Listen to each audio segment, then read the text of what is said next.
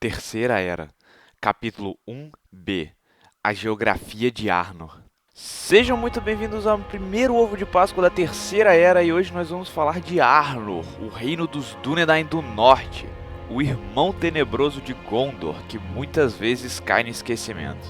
Mas chega de rolar, então vamos lá. Arnor encontrava-se em Eriador e suas fronteiras englobavam toda essa região, com exceção de uma pequena área onde outrora ficava o reino de Eregion. O reino de Arnor foi fundado por Elendil em 3320 da Segunda Era, e agora encontra-se dividido em três monarquias menores, Arthedain, Rhudaur e Cardolan. E Arnor possuía três das Palantiri, as Pedras Videntes, e no território de Arthedain, na Colina das Torres, haviam três torres brancas, e a mais alta delas, Elostirion, possuía uma Palantir. E essa pedra vidente era utilizada pelos Dúnedain para se comunicarem com os elfos de Tol Eressëa, na costa de Aman.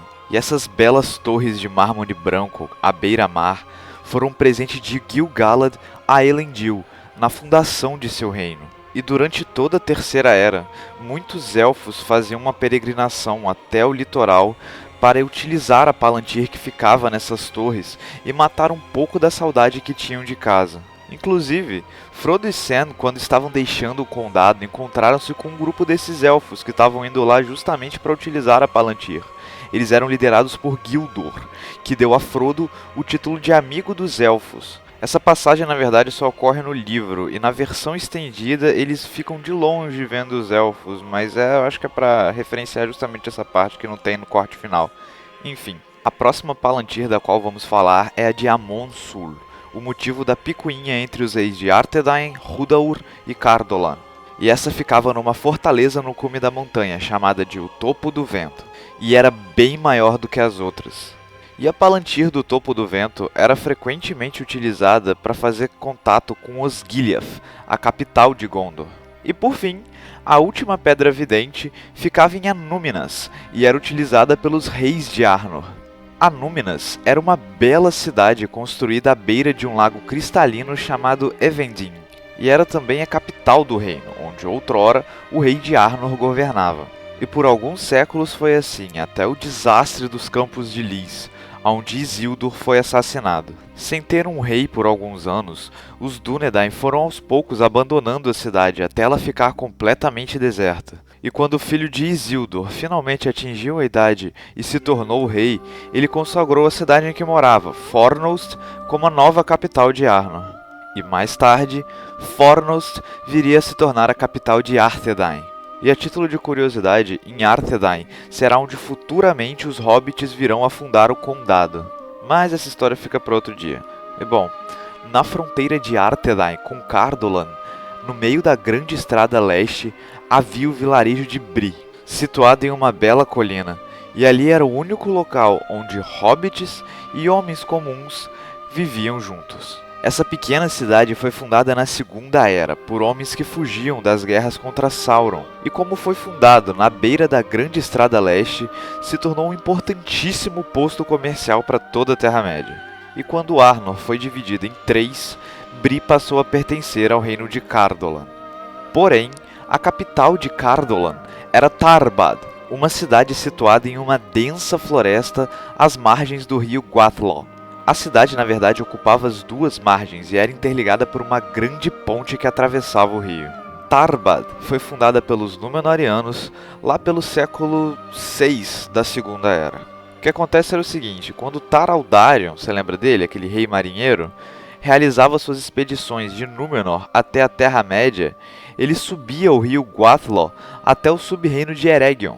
E naquele ponto, onde futuramente seria Tarbad, parte da sua frota parava e se reabastecia, se preparando para a viagem de volta. Eventualmente, com essa movimentação toda, um povoado surgiu ali, fundando assim a vila de Tarbad. Mas acontece que durante a grande campanha de Sauron na Segunda Era, Tarbad precisou ser fortificada e se tornou uma espécie de cidade-fortaleza. E nesse período, os Númenóreanos que viviam ali conseguiram impedir as forças inimigas de atravessar o rio Gwathlo pela sua grande ponte. E ao final da guerra, foi ali que o Senhor do Escuro encontrou a sua derrota definitiva. E quando os reinos de Arnor e Gondor foram fundados, a grande estrada sul que ligava os dois atravessava o rio Guathla pela ponte de Tarbad, o que a tornou uma cidade ainda maior e mais importante. E agora, como parte do reino de Arnor, Tarbad recebeu muito suporte militar e financeiro, e mesmo após se tornar a capital de Cardolan, a cidade conseguiu segurar muito bem as pontas sozinha. De Tarbad, descendo o rio Guathla até suas fozes de encontro ao mar, temos o grande porto de Lond Daer, fundado por Tar-Aldarion durante a Segunda Era. Em Lond Daer, os Númenóreanos construíram navios como em nenhum outro lugar. Só que esse ritmo acelerado de produção resultou na devastação das florestas daquela região.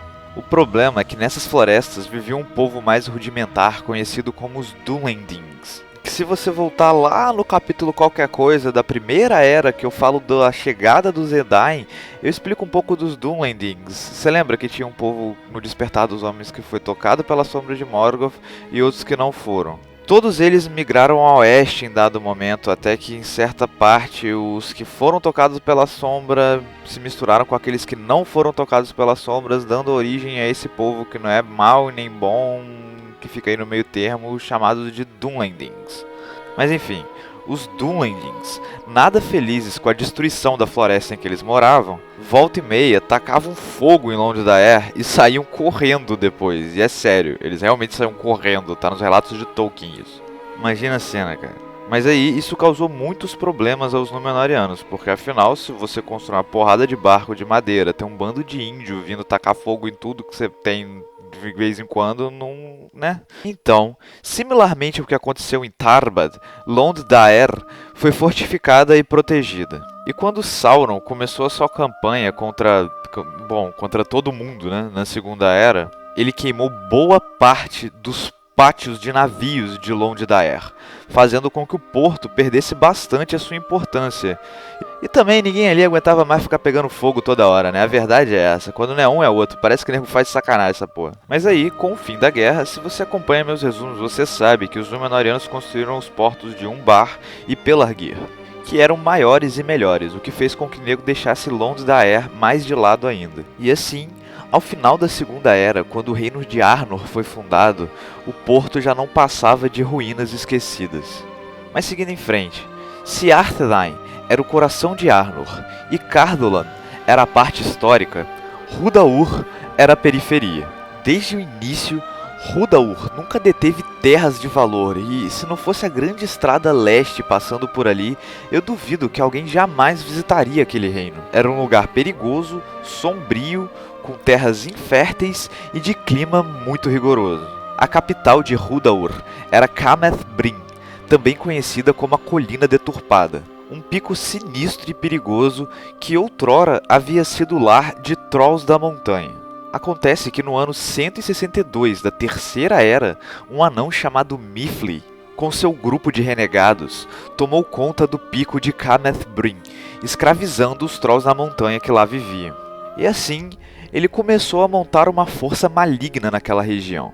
Mas os Dúnedain de Arnor mandaram um exército para lá e depois de uma fervorosa batalha derrotaram os Trolls, depondo assim o anão Miffley, o primeiro Lorde de Cameth Brin.